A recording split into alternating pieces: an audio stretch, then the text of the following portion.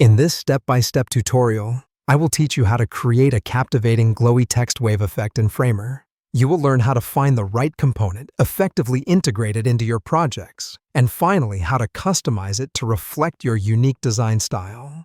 Let's kick things off by finding an appropriate component which will form the basis of our text wave effect. A quick dive into the Framer Marketplace or the Framer Community Resources will reveal an array of options for this. I would recommend considering a well-regarded component like the Text Glow or Text Wave component, authored by Femi Uzu7. These components are designed to easily create the effect we are seeking, while also being highly customizable to truly make your design one of a kind. After you have selected and copied the component of your choice, you are ready to jump back into your Framer project and paste it onto your Framer canvas. Be sure to position the component in a location where it fits your design and aids in conveying your digital message. Remember, the placement of these interactive elements can make or break an overall design. Now that we have placed our glowing text wave on the canvas, it is time to truly make it our own.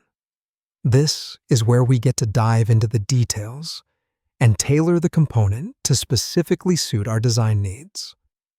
Over in the right-hand panel of Framer, you will find extensive options to adjust the text color, font, and other properties. Let's start by addressing the color. You can experiment with different hues until you find the one that best complements your overall design aesthetic. Remember, color psychology plays a huge role in how users perceive your design, so choose wisely. Next, you'll want to take a look at the font selection. Whether you're going for a modern minimalist style or aiming for something a bit more classic, you'll find a vast range of fonts that can cater to your vision. Pick a font that can provide easy readability while enhancing the attractive glow and wave effects. Finally, play around with the other properties available for customization.